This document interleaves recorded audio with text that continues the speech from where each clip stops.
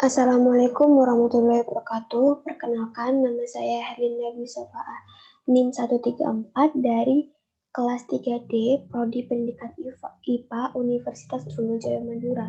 Di sini saya akan menjelaskan tentang ekosistem. Nah, tempat observasi saya atau ekosistem yang saya teliti yaitu di tambak. Selanjutnya, apa sih ekosistem itu? Ekosistem itu adalah satu sistem ekologi yang terbentuk oleh sistem timbal balik yang tidak terpisahkan antara makhluk hidup dengan lingkungan. Ekologi adalah ilmu yang pelajari tentang hubungan timbal balik antara organisme dengan lingkungan hidupnya. Selanjutnya ada satuan makhluk penyusun ekosistem. Pertama itu ada individu. Nah, individu itu adalah hanya perorangan atau satu makhluk hidup saja, disebut individu. Kedua itu adalah populasi. Nah, populasi ini adalah sekumpulan dari individu tadi. Yang ketiga ada komunitas. Nah, komunitas ini sekumpulan dari populasi yang menempati habitat yang sama. Terakhir ada ekosistem, hubungan timbal balik antara makhluk hidup tersebut.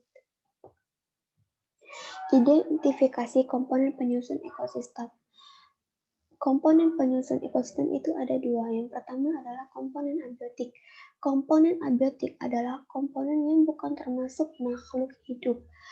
Yang pertama itu ada tanah, air, suhu, cahaya matahari, dan udara. Kedua ada komponen biotik tadi, yaitu kebalikan dari komponen abiotik, yaitu komponen yang termasuk pada makhluk hidup. Komponen biotik dari ekosistem tambak yang saya teliti itu ada sapi, kepiting, udang, burung, keong, rumput, pohon bakau, ikan, dan ular.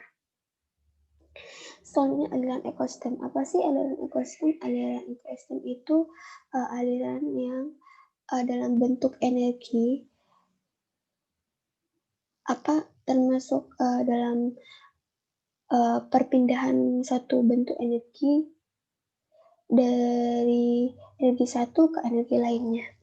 Nah, di sini sumber energi dari semua ekosistem itu ada sinar matahari. Nah, sinar matahari ini, cahaya matahari itu akan diserap oleh produsen.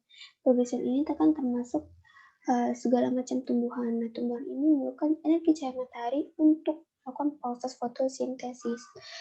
Nah, produsennya itu ada pohon, kakao, dan rumput. Kemudian, setelah proses fotosintesis ini akan menghasilkan energi yang akan diserap lagi atau pada saat dimakan itu akan menghasilkan energi pada udang, sapi, belalang, ular, burung, dan ikan yang termasuk pada konsumen.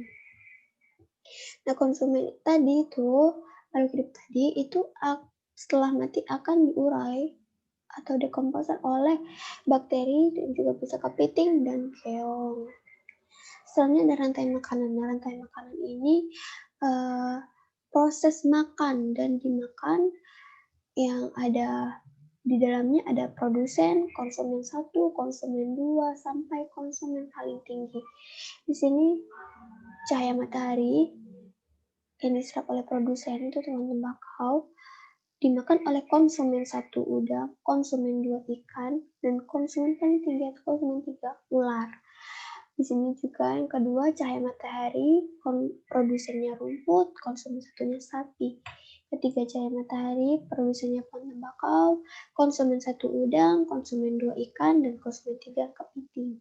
Cahaya matahari, produsennya rumput, konsumen satunya burung, dan konsumen 2-nya ular.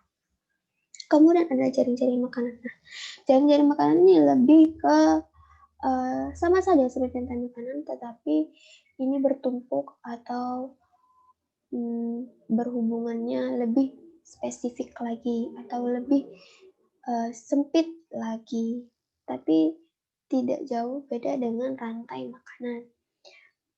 Produsennya tetap rumput dan tembakau, lalu bisa dimakan oleh burung, bisa dimakan oleh sapi, udang, dan keong. Nah, di sini udang bisa dimakan oleh kepiting dan juga ikan.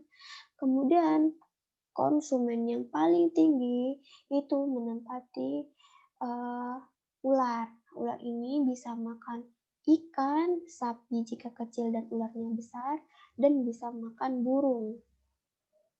kemudian ada piramida makanan. Nah, piramida makanan ini gambaran dari suatu jari-jari makanan tadi. Nah, untuk produsen ada rumput dan pohon bakau, konsumen 1 sapi, udang, keong, dan burung, konsumen 2 kepiting dan ikan, dan yang paling menepati trofi tertinggi yaitu adalah konsumen 3 ular. Nah, ini ada dokumentasi observasinya. Lokasi yang saya teliti yaitu mangrove Labuhan, Kecamatan 10, Kabupaten Bangkalan, Jawa Timur. Selanjutnya ada dokumentasi video.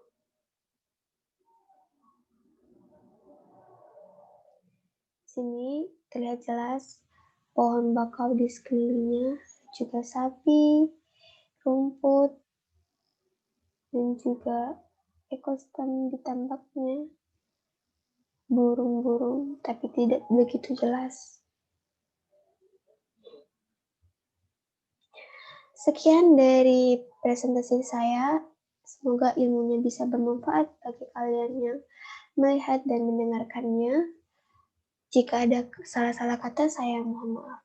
Wassalamualaikum warahmatullahi wabarakatuh.